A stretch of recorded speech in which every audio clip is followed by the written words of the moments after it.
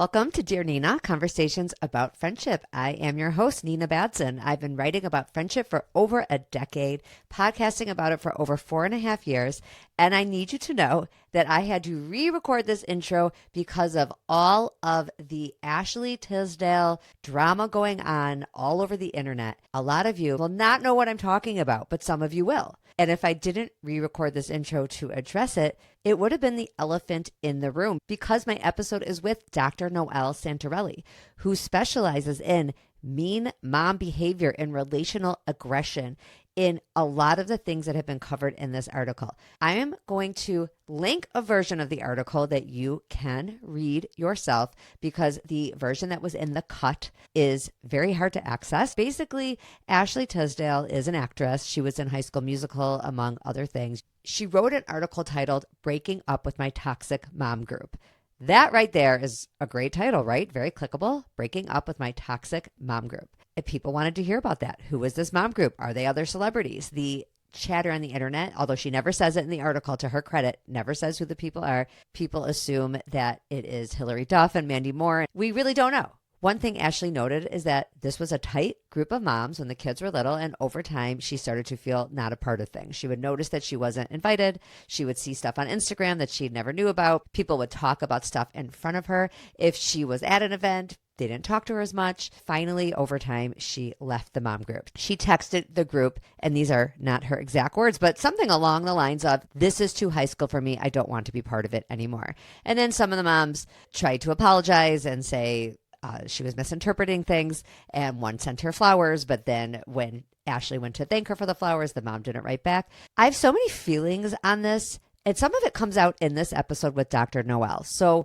we talked about relational aggression, which is the stuff that is coming up about this big article. Why do people react so much to this article? Because I think people see themselves on both sides of this, though, because now there's all these videos coming out after the cut article. You know, it was her behavior. She's impossible. She's difficult. And these moms were just trying to find a way to give her the hint that it's not working anymore. It begs the question, because we all can see ourselves on both sides, I think. If you are friends with somebody and it's not working out, do you need to be friends forever? If you connected in your 20s, your 30s, do you have to be close friends through your 90s, God willing, you live a long life, because you were friends in your 20s or your 30s? Now, of course, if this is relational aggression and mean behavior, then what Ashley's describing is very cruel. If it is that Ashley did a bunch of things and has no self-awareness about it, it's like we just don't know. We only have one side of the story. I just wanted to acknowledge, yes, I'm answering all of your DMs on Instagram. Yes, I saw the article. It was important to mention before the rest of this episode. It would seem oddly tone deaf if I didn't, because the episode is about mean mom culture. The difference between being mean and not necessarily wanting to be friends with somebody, and those aren't the same thing. And I think that is what sometimes is missing in these conversations. It is not mean to not connect with somebody. People really do need to let that in. Somebody is not a mean, horrible person because you didn't really connect and it didn't work out. I do think in a case where you're friends for a very long time and you don't want to be friends anymore, this comes up a lot in my Facebook group. We talk about whether it's kinder to ghost, quiet quit, have the conversation. A long-term friend deserves a conversation. I am not saying that's easy. It's quite difficult and pretty rare. People tend to mostly quiet quit, meaning they stop texting back as much. Really what Ashley noticed. They don't invite you to as many things. And I don't just mean in a group, even just one-on-one. I want to get to the episode with Noelle. You are going to hear my original introduction that I did when we recorded, which was before the article came out. Now I feel it is up to date with this new intro. Let's get to it.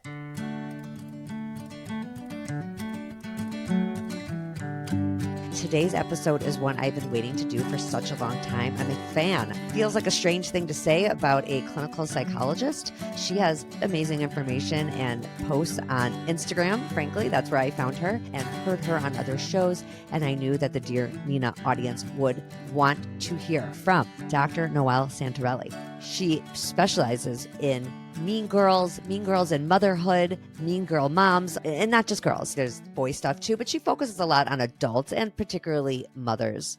Dr. Santorelli has spent the past 14 years in private practice and holds a position of adjunct faculty at Emory School of Medicine in the Department of Psychiatry and Behavioral Sciences. In her practice, she specializes in working with high achieving women who have experienced early trauma or grew up in dysfunction, toxic family environments, often with emotionally immature or narcissistic parents.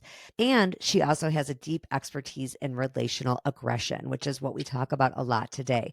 She says it like it is. Let's see if we can make this world a more comfortable place for everybody. Although, as we will talk about, it is almost impossible, but it doesn't mean we can't do better. Hi, Dr. Noelle Santorelli. Welcome to Dear Nina. I'm excited to be here. It would be amazing if I could have had you in my life when my kids were coming up, although there's still things I can learn from and plan to in this episode. Thank you so much for having me. I started this whole journey because I needed me many years ago when I first entered into the world of parenting and motherhood and friendships. That's when I noticed it was an area of friendship that I wasn't really expecting or had dealt with before. So I started talking about it to give other women resources and tools that I wish I had had. Even as a clinical psychologist, I was having trouble finding resources to deal with what I was seeing or observing. What I love about what you do is that you really name things that we all are seeing. Right. It's like we know it when we see it. Right. Sometimes we don't have the exact words for it, or we have words that are overused and they don't mean anything to us anymore. Like even the expression mean girl sometimes gets thrown around so much. And the first one I want to talk about is, I think you're the first person I've seen use it, which is relational aggression. Mm-hmm. And I would love for you to just explain it, because I know when listeners hear it, they're going to just be nodding and being like, oh, yes, that's what I see and have a name for. Right. And that's the underpinning. You're exactly right. Sometimes we use the word mean girl. That is just sort of pop culture wording for relational aggression. So what relational aggression is when we use our relationships to manipulate or harm someone else or someone else's standing within a group dynamic. That can be things like using gossip, using triangulation. So trying to, pit a couple people against each other. It could be exclusion, or it could be strategic withholding. And we can get more into that later, like what exactly that looks like and what exactly that means. Yes, I would like to. Yeah, so that's one that's pretty common in parenthood, actually. And it's using hot one day, cold another day, using techniques like that to change or manipulate how you are seen by others or how you're seen within a specific relationship. That's relational aggression. Another word, sometimes you might hear it called, is covert bullying. When you see that people are doing these things, is it relational aggression or covert bullying if they're doing it on purpose, as opposed to they don't even know they're doing it? And how do we know the difference? Absolutely. So I think it's hard to know another person's intent unless we ask them. And oftentimes the person doing the covert bullying or relational aggression, they may not know that they're doing it, or that what they're doing would be considered relational aggression or a form of covert bullying or relational bullying. When we engage in these behaviors, they're covert because they're different than overt. Overt aggression or overt bullying is physical, mostly. Or I'm going to call you a specific name. That is much easier to confront. Everybody knows harm was done by me to you. I hit you, I called you a name, I said something that is blatantly not really accepted. Covert is, I might say to you, Nina, I can't believe you're wearing that. I couldn't do that. Oh, that's good. I like, yes. Right? I mean, I like that as an example because it's understandable. And I bet the overt probably is happening when kids are younger. Absolutely. And then all the way through our 90s, it's the covert. Covert, it's insidious. So you don't really know. Was that just meant as a compliment or was that meant as a dig? Right? It's insidious. So, oh, wow, I can't believe you're wearing that. I could never. Or you're so brave to let your kid have that much screen time. Oh, right. Yeah, it's those types of things. And so what ends up happening is because it's covert, it's insidious, it's under the radar to some degree. The person who wants to call it out can look like they're being dramatic, too sensitive, starting drama. I've heard that a lot. Like, why do you have to start drama? We end up engaging in what I like to call self-gaslighting, we know that didn't feel good, or every time I'm with that person, I feel upset, or I question myself, or I question something that was said. And we start to second guess ourselves, where we're not quite sure what's happening, but we know we don't feel good. That's one Oh, way. you know what I call it? Yeah. The word I use when I feel I'm in these situations, you feel like you're on the defense all the time. Yep.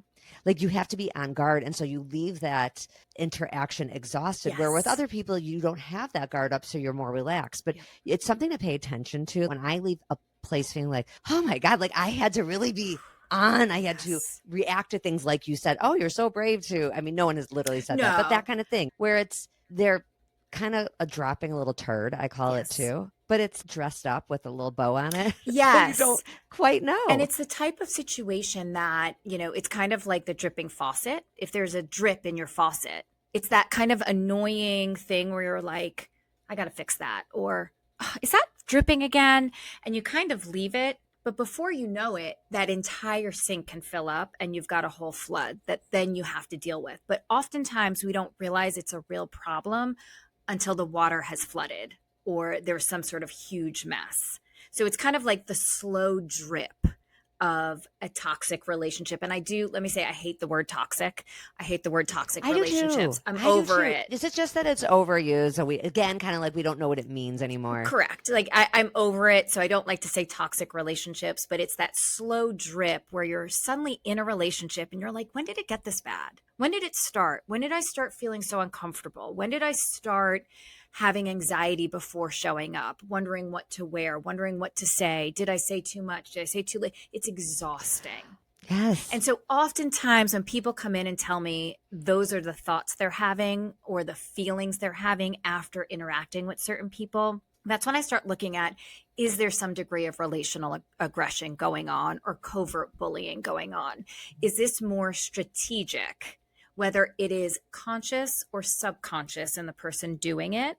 Is there some relational aggression going on? And our job isn't often to figure out, is the other person doing it on purpose? Because what I try to tell my clients is what matters is how you feel and how you want to respond to those situations, not how can we change the other person doing the behavior they're doing, because we can't control that. I don't want to blame the victim or anything because I know it's going to sound this way, but my feeling is that people get into friendships like this. They don't usually start this way completely, but there might have been some of this from the get-go, but there's a certain desperation, for lack of a better word, to get into a certain group.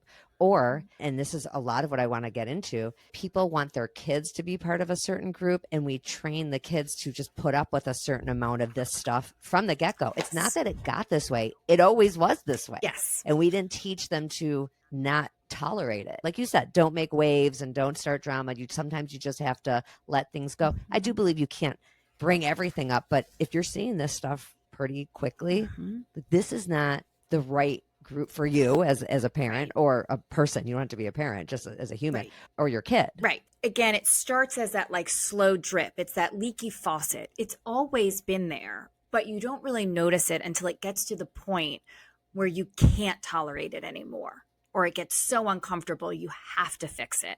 That's when it gets to the point where things are blatantly being done, even though it's still covert. That's when we might notice it, when all of a sudden, and I get this all the time, people are scrolling social media and they see a big group outing and pictures of everyone at the outing, but they were never asked to go. That's right. And you're talking about adults. These are too. adults. I want to be clear. Oh, yes. Just to be clear, I'm talking about parents, mothers, women that are saying, oh my gosh, they all had Secret Santa night or holiday gift exchange and I wasn't included. And I really thought I was part of that group.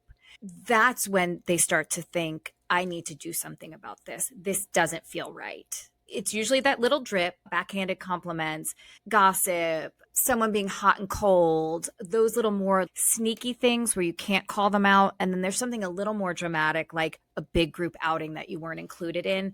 That's usually the impetus for someone saying, okay, now I know something's off, but I still don't know how to say anything and I still don't know how to fix it. How would a person, an adult, deal with a situation where it's kind of clear they're not included? Right. They're really not part of it. And this is the stuff that really I struggle with personally and when I'm helping other people, which is I don't know that they should necessarily address it if really they do not fit in. And this is where I want to get into fitting in versus really fitting in and belonging. Yes. Versus just being included.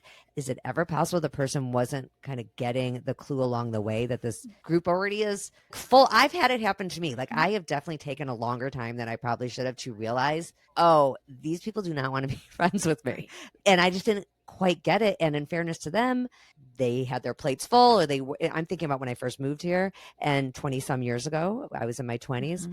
It took me a long time to not have a chip on my shoulder about it. Right. I think 20 some years ago, I would have been like, they're bullies, they're mean, they're this. And now that I've lived here all this time, I'm like, maybe from the get-go, they were trying to let me know, Right. like, we're good. Yep. And if I'd gotten that earlier, they wouldn't have had to do the little things like have the gift groups without me and stuff, Right. because we can't have everyone. So this is the stuff we have to talk about. Right. And I see it on both sides. So I absolutely see real relational aggression where there are techniques that are being used to strategically control relationships and in-group versus out-group for what I like to say is secondary gain, what the person is gaining from having you in or out. There's something to be gained there. Usually it has to do with control, power, and social standing. But then we have other situations which people don't love talking about, and I understand that. You're just not a fit. This is uncomfortable, but I want to talk about it. Right. You're just not a fit for the group.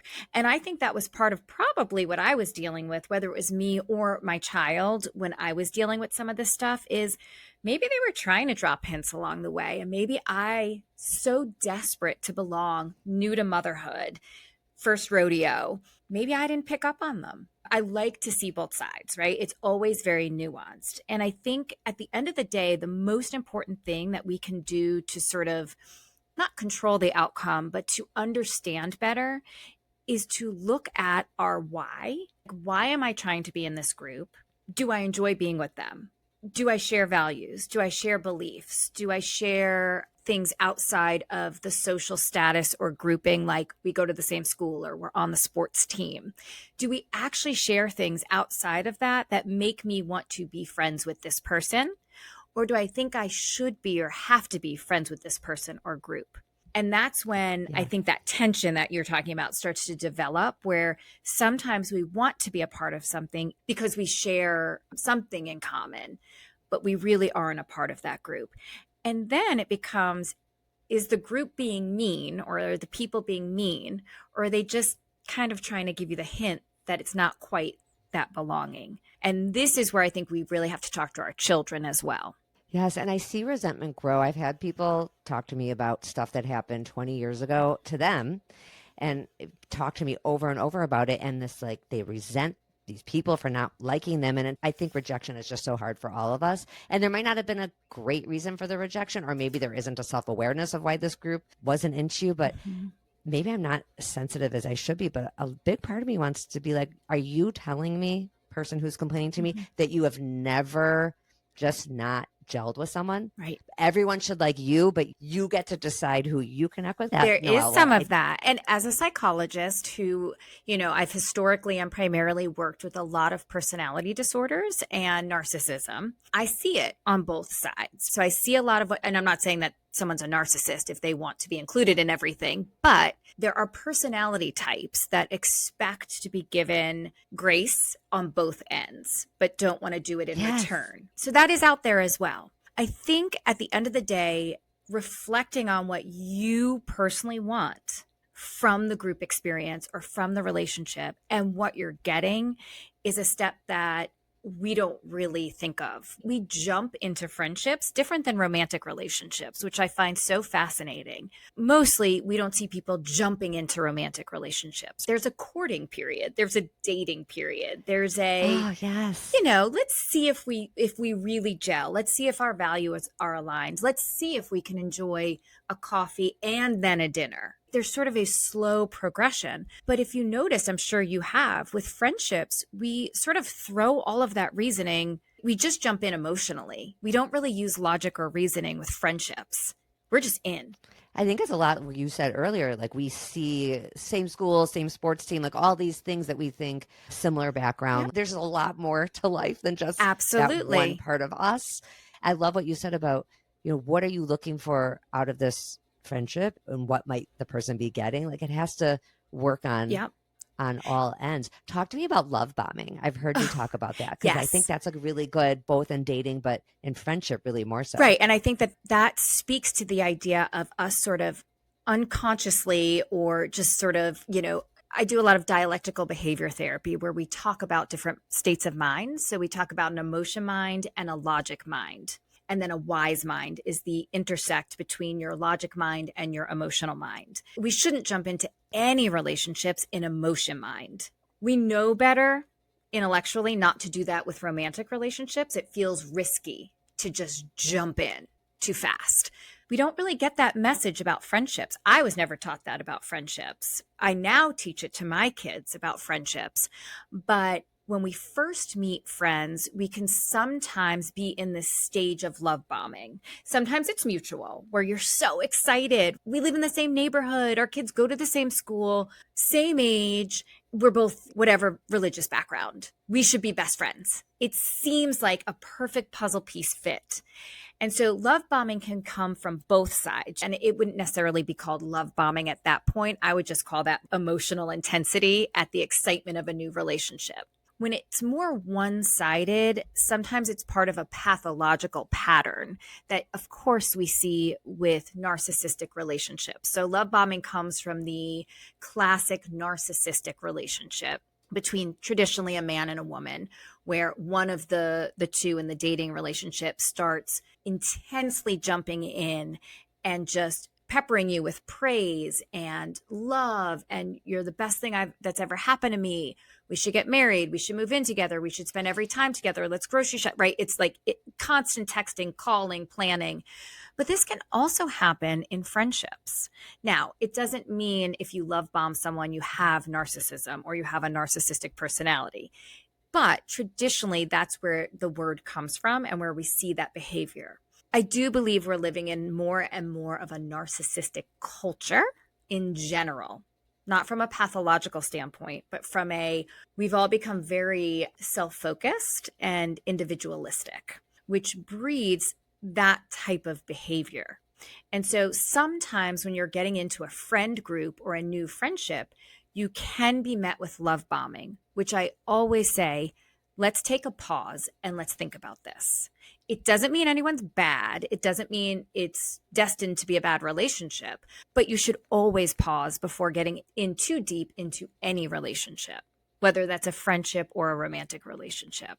This is such good advice for college freshmen, by the way, or when you're starting anything like freshman year of high school, like any new experience, it's quick, quick, quick. These friendships are so intense. And then the roommate process, like senior year of high school, they're looking for a roommate and they're looking for it exactly the way that you are describing. We have these sameness. We're same in this way, same in that way. There's just more to think about. And no one even talks about the stuff that actually matters. So when we see ourselves mirrored in another person, that's very comforting for us because as humans, we thrive on connection and belonging. If I like what I'm seeing in you because you're this, and this that I also am, then that makes me feel good about me because you're mirroring what I am and you look pretty good to me. It's this kind of instant gratification of I'm okay because you're okay. It sort of affirms who we are and our standing. It's safety if you really think about it.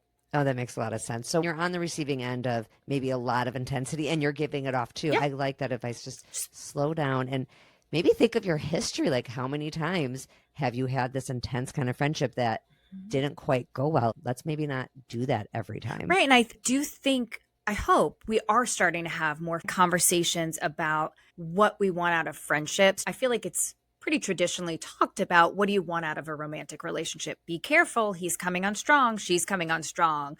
Does she have other friends or are you her only relationship? Does she have a life outside of you or does he have we talk to our kids even about those types of dynamics. Be careful. Don't move too fast physically or emotionally. I think we need to have those same conversations about friendships and friend groups. Yes. Wait, I am so glad you brought up this exact point on the way we talk to kids and each other the way we give our friends advice, Yep. our own peers about dating. This is okay, maybe going to be a hot take, and it maybe goes against some of what you talk about on Instagram, even though I really am on the same page as you. But where I get tripped up, it's funny, you and I have talked about this a little bit in Instagram comments too, is the push to teach our kids to, I'm not saying the push is from you, I'm saying from society in general, to be kind, include, there's always room at the table, kind of this. And I, as a mom of 4 kids, I always want my kids to be kind in all of this. At the same time, it gets tricky if we're always telling our kids, you always have to include someone, you always have to be the kind one. We would never say that to them about dating. We would never say every time that boy wants to hang out with you, you have to say yes. We wouldn't. That's right. We would teach them to have some agency. I know it's not apples to apples, but I do think certain kinds of kids who are more prone to worrying what others think, not wanting to hurt feelings, like those could be good things. It's good to worry about people's feelings. But when it's so much to the point that they're always afraid someone's mad at them, including the other adults. The teachers are mad at them. The other parents are mad at them. I mean, I hear the way parents talk about other people's kids, and this one's a mean girl and this were they a mean girl? This is part of what I wanted to get into. Or is this a kid who doesn't want to always be with 20 people all the time? Or does this mom not want to host? Okay, they already have 10 kids sleeping over for Halloween, let's say. Should that mom be expected to have 20 kids? And if she doesn't, she's the mean girl mom? No. Yes and no. Okay, let's deal. This is where it gets complicated and tricky. And I hate that I have to be seen as like, and I don't have to be, I try to show both sides. I think every relationship is complex and nuanced. You cannot have a relationship. You certainly can't have a friend group or multiple relationships that are not complicated and nuanced, right? That's the psychology of it. We are animals. We are human beings, but at the end of the day, we are animals and we have animalistic behaviors. It's not black and white. There's a lot of gray. If I can get anything across to your listeners or to people that follow me, it's take a pause and let's not react.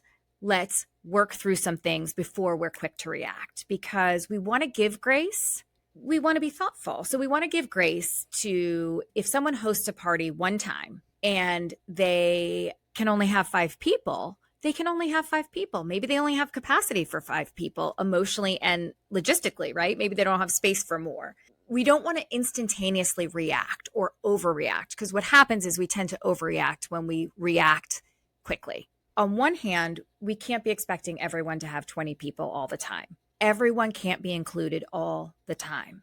That's just a fact of life, period. What I don't like is when we get into the strategic withholding that we were talking about earlier. Okay. So I don't have 20 people. Well, sometimes my kids want to have very large parties, but that's another topic for another day.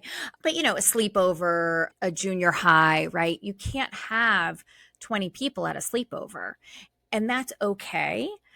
But when the person excluded is chronically the same person, or the uninclusion is based on something that happened that the person hosting didn't like, you can uninvite people if you don't like something they've done, but a conversation should happen first. That's usually my take, is that we don't like to tolerate distress. And so we withhold relational things instead of communicating what actually hurt. Oh, yeah, that's well said. It's like a punishing. We're going to punish the person. So there's 2 sides. One is we can't include everyone all the time. That's life.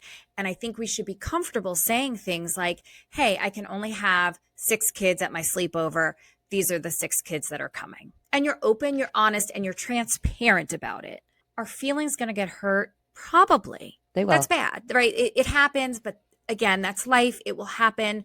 Hopefully the parents at that kid's home are saying, listen, I say this to my kids often. If you were told you could only have 6 people, would that have been one of your 6?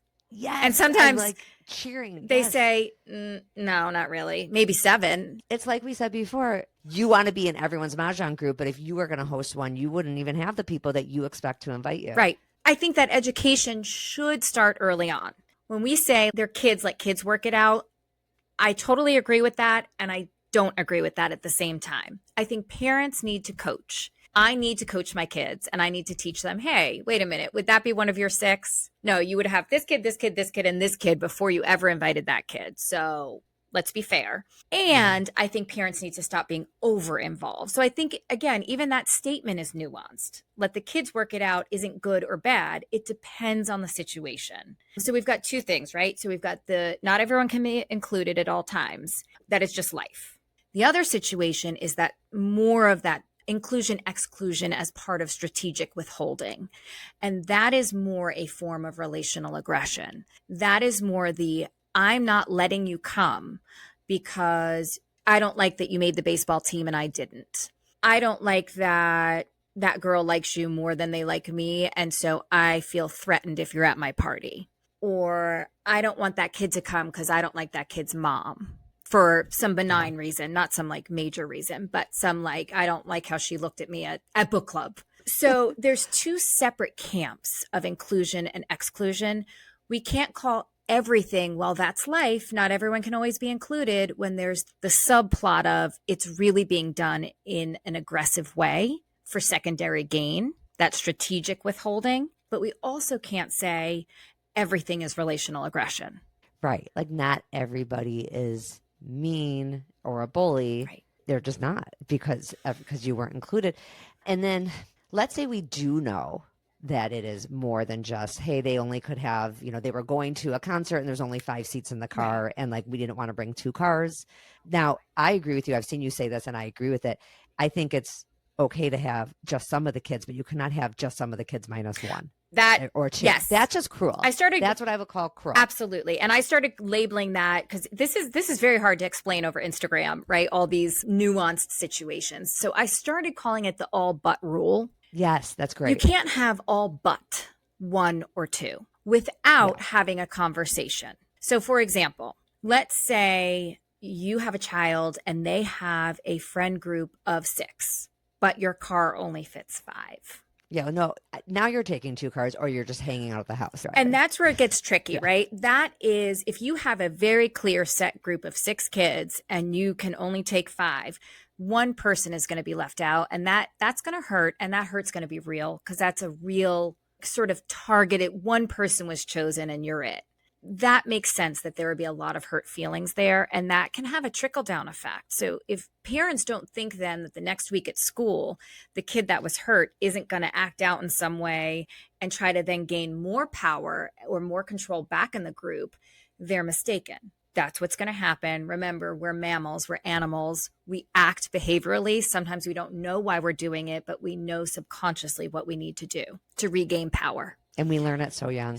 Young. You're right. It's instinctual. It's like, it's sort of taught and sort of instinct, it's both. Maybe, where it's encouraged, maybe. It's both. So it is absolutely instinctual. And I do think part of our job as parents is to teach there's other ways to communicate because we are luckily verbal mammals. We can communicate, right? So it would be much better if you're that 6th person left out, if you coach up your child to be able to say, hey, I really didn't like that. I hated that, actually. That really hurt me. Is there a reason you didn't pick me? Now, you won't always get an honest answer, but at least you know that you're learning how to communicate directly, because relational aggression happens when we don't feel safe enough or comfortable enough or have the skills to communicate directly. Oh, that's so good. Let's say you are the adult that is continually not the person included, or you see that that's happening to your kid. At what point, and I struggle with this a lot in advising other people, my instinct, and maybe I'm wrong, is to stop coaching the kid or telling yourself, this is how I'm going to get myself included, or this is what I would say to let them know I was hurt, and shift your focus elsewhere. Like I tend to encourage people to really be careful about trying to get their kid especially included in something that they are continually left out of. This is not the group for you. This is now we're back to the really fitting in or not. Yeah. I seem to really perseverate on this because I guess I'm reflecting on the stuff I hear that comes to me. I get a lot of anonymous letters, and it's usually more about adults, but sometimes it's about their kids. So interchangeably, whether it's about your kid or yourself, it's, I wasn't invited to this. They did this thing without me. They did this thing without me. And really want to say back, why are we trying to get invited to a place you're not wanted? Yep. It's time to move on. And I wouldn't call the other parents and be like, get my kid invited. I've said this before, the kid who has been pushed on another group between the moms, 5th grade, 6th grade, 7th grade, you have to have my kid at trick-or-treating, and you have to have my kid at this birthday party, and you have to have her. Can you get my kid? That is the kid who in 10th grade doesn't have a homecoming group. That's right. and doesn't know why. Yes. It's because they were always invited as a favor. Absolutely. So I like to say forced inclusion creates fragile belonging. Oh, that's so good. Okay. Oh my God, that's so good. I'm sorry. So, I will say it again. Forced inclusion creates fragile belonging. So we have to remember being included is not the same as belonging. I could be included all day long. I can make someone feel bad about not including me or not including my kid because my kid's hurt and wants to be included. But inclusion does not equal belonging. Belonging is when your nervous system and your attachment system feels safe. It doesn't matter if you have a bad day, they still want you there. It doesn't matter if you weren't fun at the party, they still want you there the next time. That's real belonging. I like to teach parents and teens, and even I like to teach it really, really young. You know the difference between belonging and inclusion on how your body feels and how you react. That's one way of knowing. But the parents, and I'm guilty of this from early parenthood on.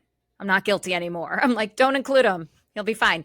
Yes. Oh, Noelle, I have times that I can picture, and I viscerally react to it, where I had made a phone call and asked for my kid to be included, and it absolutely bit me in the butt. It was over 10 years ago, and I still feel what I felt like when that mom texted me telling me how inappropriate that was. She probably could have been a little nicer about it, but she was right. She taught me a lesson, and she basically said, you are not doing your kid any favor. And she was right. Yep. That's the nice thing about having 4 kids is you get to a couple more chances. And you live and you learn, right? I've made that phone call. I've been that person. I've now learned that forced inclusion creates fragile belonging. And I tell parents this all the time. Relational aggression and in-group, out-group, mean girls, mean boys, it doesn't stop in high school or college. We know that it goes into nursing homes. But a lot of what I deal with are these mom groups and the social engineering that happens from preschool on. I often tell parents, sit tight, hang tight. Once mom and dad aren't the drivers anymore, once mom and dad can't arrange the play dates on their own, the natural grouping will start to really develop. That's so the true. people who want to be together will find a way to be together. I think parents have too much control in social engineering. And this is my big hill to die on, is I think motherhood has become a whole thing in of itself. Our relationships have gotten really muddied in that process of what motherhood now means. So relationships are becoming more transactional and less about just being relational. That's when social engineering really starts to take hold, and we're doing our kids a disservice at the end of the day. Because can you give me an example of like what would be transactional as opposed to relational? Sure. So, you know what? We should probably invite Johnny. I think his parents they have a suite at the Brave Stadium. Oh, yuck. Yeah. Oh, I don't like that. Or, I don't know, don't you like Bobby? He's so sweet. And his dad coaches the travel league. I don't know. I feel like he would be good to have. Such a good call on the travel sports and the making teams. My kids didn't do travel sports, but I know that that's a whole And thing. that's coming from a parent. And a parent can 100% influence how a child sees another child at the age of 7 or 8. If I want to convince my child to like or dislike another child, I'm an adult and I have the ability to do that, right? Yeah, it's like an abuse of power, really, in a way, as a parent. Right. It's modeling.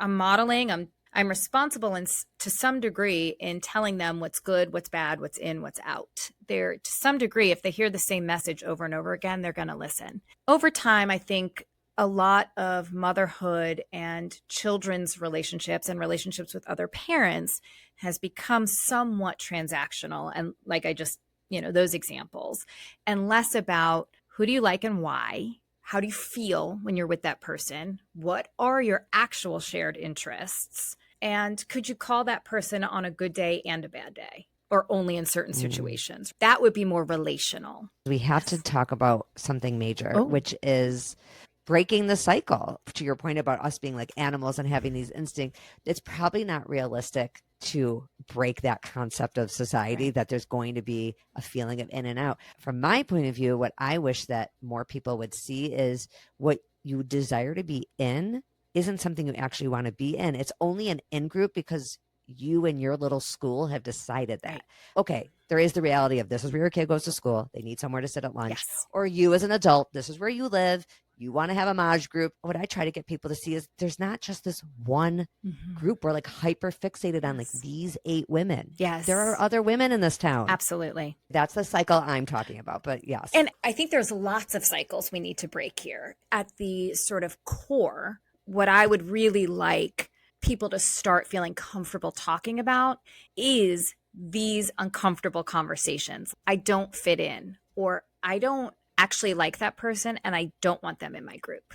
Instead of doing underhanded things to damage that person's reputation or their ability to be in the group.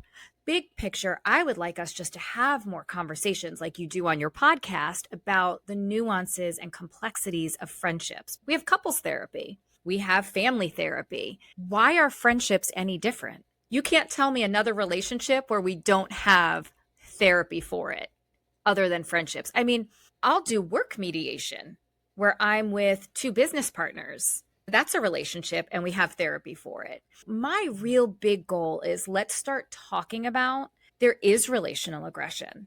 There are ugly things that happen in friend groups and relationships.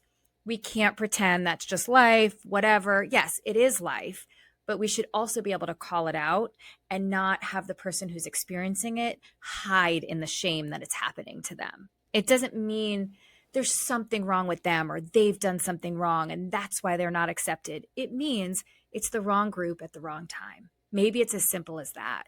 Maybe there is relational aggression going on and maybe your best bet is to walk away and find a different group. We might not be able to fix it for you as an adult or for your kid. You really might not be able to fix it. The fix might be trying a couple other groups. It may not even be the next one, might not be the right one. It might not. And another fix, I think, is teaching more distress tolerance. So how to tolerate uncomfortable feelings and emotions, both the kids and the adults, and teaching more conflict resolution and direct communication. So we don't have to rely on relational aggression to get what we want in the relationship or the group setting. You know, we've barely talked about social media in all this too, but I think it's just another tool maybe of the same animal instincts. That's kind of the way I see it. So I see that this foundation has been laid in parenthood and in relationships and motherhood. I think every generation has its own sort of tweak on how we relate to one another. Or if we're talking about parents, how we parent, right? A parenting philosophy.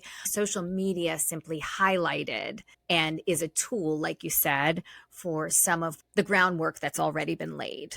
I mean, it's the ultimate way you can express your relational aggression, that's for sure. I get blown up when I post about something called cyber ostracism. People are like, get out of here. What are you talking about? And I get it. It can be, like with anything, it can be overused, but there is such a thing that they've done research on called cyber ostracism, where you are being ostracized, but via social media or technology. Oh, I 100% agree with you. Just the text groups. Forget social media, just old-fashioned Chats. The chat is a huge place where that happens. And sometimes people write to me about they're on the chat, but anytime they say something, it's like crickets. That's a subtle thing. They're on it, or they're maybe aware that there's a second one, or when they say anything and no one responds, it's like, but if someone else says something, it's lots of ha-has. And, I get so many messages about that. And I get questions like, is that relational aggression? Well, is it, or is it maybe you don't belong? And that's where it's very hard, right? That's where we really do need to take the space and the time there's not one right or wrong answer. So I think social media has also given us the idea that because people have more access to this information, that there is a right or a wrong answer. And no one really likes to hear, well, it's complicated, or, well, I don't know. But that's why we do things like therapy, so that we really have 50 minutes to flush out. Here's your individual situation. Oh, wait, you have a history of social anxiety? Oh, so you oftentimes feel like people aren't responding to you in the same way that they are to others. Oh, but your husband would say they are responding. Oh, so maybe this is a you issue, not to victim blame. We have to differentiate. Do you have social anxiety that's making you feel like your comments aren't being addressed? Is it a fit issue? Are you in the wrong group? Or is there something going on that's a little more insidious in this group where you are being targeted or your kid is being targeted, so you are being iced out of the group? we have to have so much information, historical and current, before we really can decide. And that's the pause. Noelle, I'm going to tell you something that I did yesterday. I did something in a text group that no one responded to for a long time, but I have done a lot of work on myself, and I do think I have a lot of self-awareness. But for the first hour, I did not have self-awareness, and I was completely spiraling like, wow, crickets. Then I was able to see with a healthy mind, but it took a full hour of that ick feeling. What I wrote in the text group was off. It was. Everyone else wasn't being mean. We were having just a nothing major text conversation. And then I just got like utterly serious and sort of vulnerable and completely misplaced. It was like a comment out of left field. And I think they just didn't know what to say. If we were a more regular group, I think somebody even could have been like, WTF, Nina. Like they could have been in a funny way. Some of them don't know me as well anymore. And I'm sure, I have to imagine, I don't know, that they might have been like, huh? And my ones who really are close to me also were probably like, really, Nina? Like, why did you have to? So not the time or place. Eventually, one of the girls, I'm grateful to her, wrote something like, totally get it, Nina, and made me feel better. And that's when you took one sigh of relief, right? Yes. And then a couple other people thumbs up what she wrote. And there is some of that tendency where no one wants to be the first one. I went from in that 1 hour being like, oh my God, everyone hates me, I'm such a loser, to okay, sometimes I could have a little more self-awareness about like right time, right place, right people.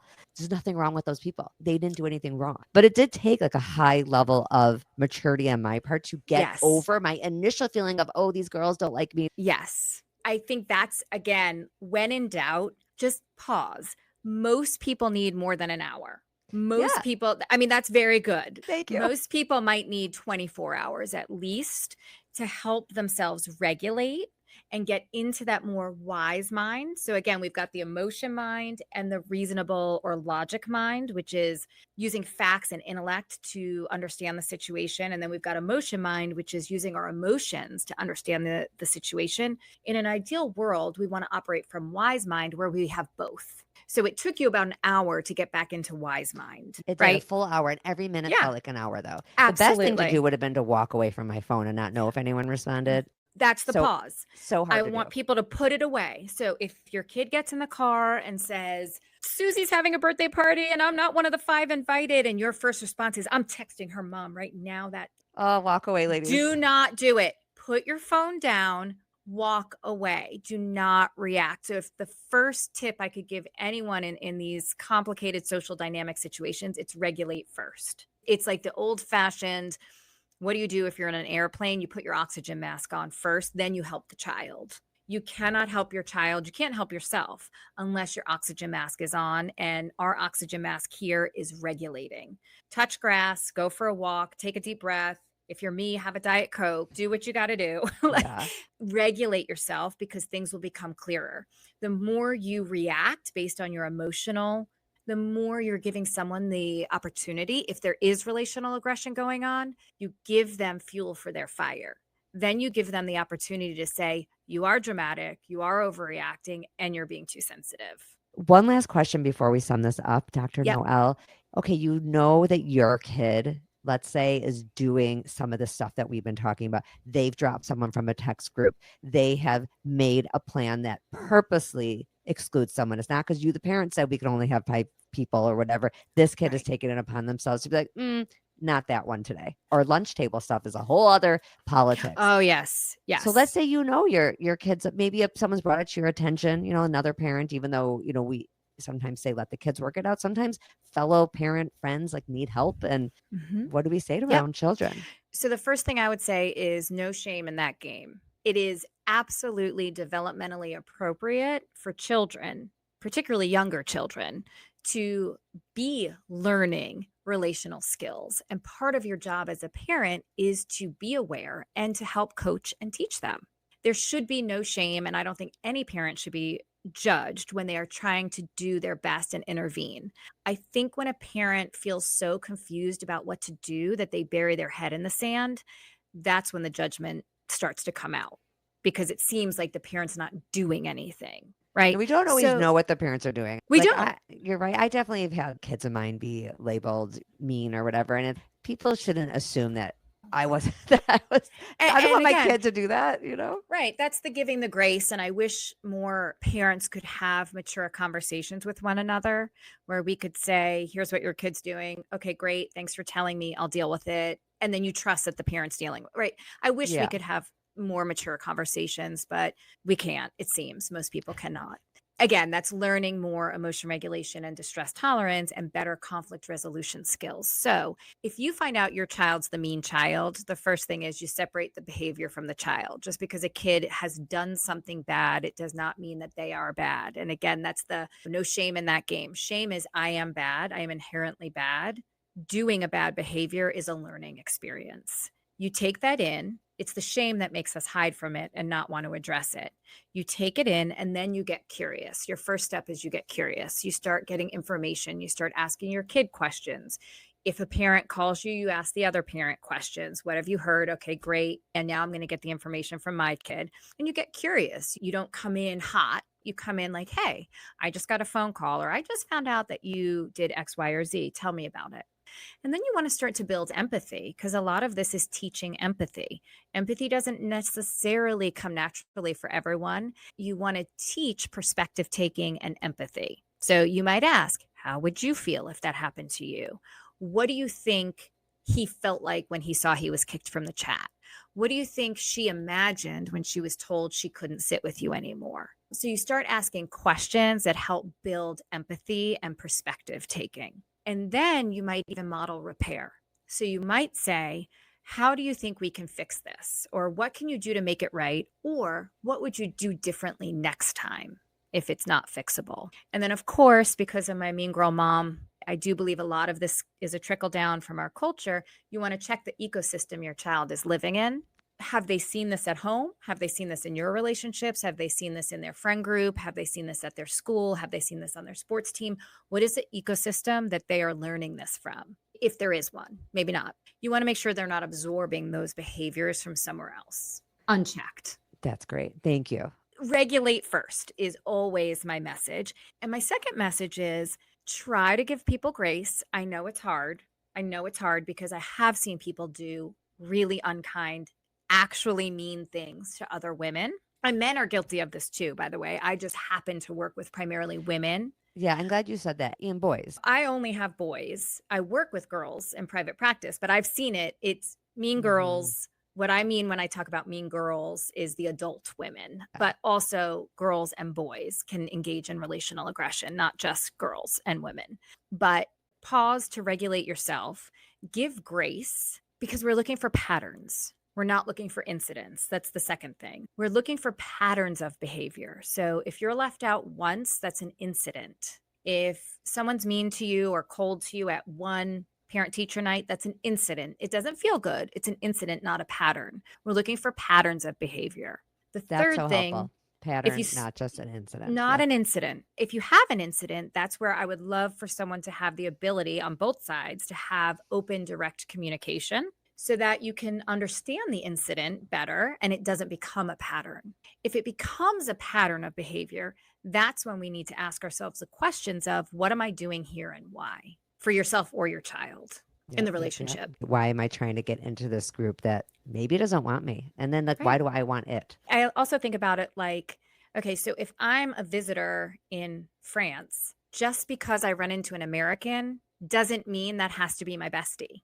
Just because you run into someone who has some demographic in common with you doesn't mean you have the same values, beliefs, history, background, future goals. We shouldn't expect the same thing just because we live in a community with someone. Yeah, like a way of saying that in my mind, and it doesn't feel good when you're the person trying to make friends, but you're not entitled to someone's friendship. Friendship is a lot of time, and a lot of people have put a lot of time in, whether it's into a group, whether we like it or not, these groups do form. Each person who shows up isn't necessarily entitled, and yet we do want to be a kind society and include people, but it's tricky. People are going to be frustrated by this conversation. I know. There's no easy answer. Well, and the answer is you have to determine, is it relational aggression, or is it a misunderstanding, or is it the reality of not everyone can always be included? And why do I want to be included in something when I'm not really belonging? And there's ways to determine which it is. It just takes more to flush it out because we have to look at history and we have to look at current situation. At the end of the day, the take home is, are there mean girls and boys and mothers? There are. I believe it's a natural consequence of the culture we're living in, where I think relationships are becoming more and more transactional, which is part of the sort of fertilizer for relational aggression. So I do think we're seeing more of it. On the other hand, I think we need to tolerate distress better. I think we need to learn how to communicate better. And I think we need to learn how to give grace. So it's both and, which is definitely going to frustrate your listeners, but I'm happy to answer more questions. I hate to say goodbye to you. Oh, well, I'm always happy to do a part 2. I'm going to tell you how I end every episode. I think you'll agree. I have this tagline at the very end. First of all, I say, and I mean this genuinely, thank you for being part of this conversation. And then I say, come back next week to the listeners, because when our friendships are going well, we are happier all around. We suffer a lot when our friendships aren't going well. We do. Yes. All right. Bye, and thank you. Thank you for having me.